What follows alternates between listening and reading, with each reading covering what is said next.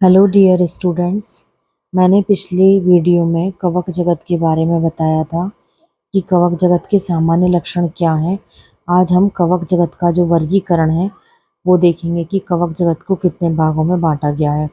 कवक जगत को दो मुख्य भागों में विभाजित किया गया है, निम्न वर्गीय कवक और उच्च वर्गीय कवक। अब निम्न और उच्च क्यों कहा है ये आपको याद रखना है। निम्न वर्गीय कवक मतलब जिनमें पट नहीं है।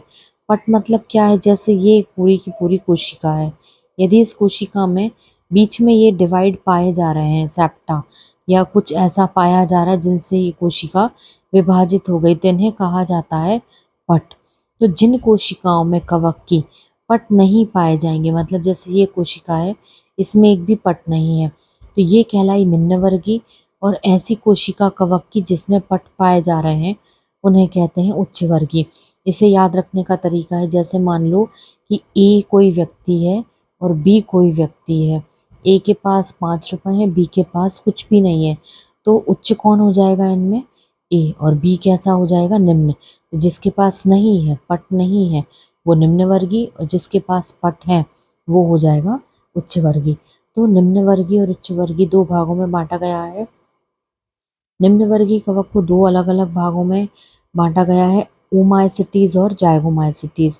ओमाइसिटीज को अंडयुग्मी कवक भी कहते हैं, मैस्टिगोमाइसिटीज भी कहते हैं। मतलब इनमें जो चल बीजाणु होता है वो अंड कोशिका में पाया जाता है, उदाहरण जैसे फाइटोफथोरा। जाइगोमाइसिटीज, इसे संयुग्मन कवक के नाम से भी जाना जाता है, उदाहरण राइजोपस। अब आ जाए उच्च वर्गीय कवक में। उच्च वर्गीय कवक मतलब इनमें पाए जाते हैं पट। अब इसमें एस्कोमाइसिटीज, इसमें जो स्पोर्स होते हैं, मतलब जो संरचना होती है चल बीजाणु की, उन्हें एस्कस कहते हैं। एस्कस के नाम पे ही एस्कोमाइसिटीज नाम पड़ा। बेसिडियोमाइसिटीज, बेसिडियम नाम की संरचना होती है जिसके कारण बेसिडियोमाइसिटीज। और तीसरा आता है ड्यूटेरोमाइसिटीज, इसे अपूर्ण कवक के नाम से भी जाना जाता है।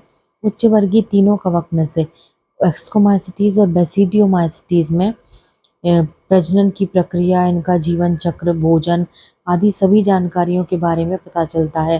संरचना कैसी होती है, जैसे बेसिडियोमाइसिटीज होता है, इसकी आकार जो होता है वो छतरी के आकार का होता है, मशरूम एग्जाम्पल है। एस्कोमाइसिटीज जो होते हैं वो प्याले के आकार के होते हैं, तश्तरी के आकार के होते हैं। पर ऐसी कोई भी जानकारी ड्यूटेरोमाइसिटीज में नहीं मिलती है, और ना ही प्रजनन की अभी तक कोई पुख्ता जानकारी इनकी मिली है, इसीलिए इन्हें अपूर्ण कवक के नाम से जाना जाता है। इनकी एक एक एग्जाम्पल मैंने नीचे लिखे हैं। एस्कोमाइसिटीज का पैजाइजा, बेसिडियोमाइसिटीज का पक्सीनिया, और सर्कोस्पोरा पर्सोनेटा जो है वो ड्यूटेरोमाइसिटीज। अब मैं अगली वीडियो में आपको इनका जो इनसे कवक से होने वाले लाभ और हानि है वो लेके आऊँगी, क्योंकि वो बहुत इम्पोर्टेंट एक टॉपिक है आपके एग्ज़ाम के पॉइंट ऑफ व्यू से। तो आप उसे कंप्लीट करिएगा। आप इस वीडियो को दोबारा देखें यदि कुछ समझ में ना आए, और नहीं तो कमेंट बॉक्स में मैसेज करें, और मेरी चैनल को सब्सक्राइब करके देखते रहें। Thank you.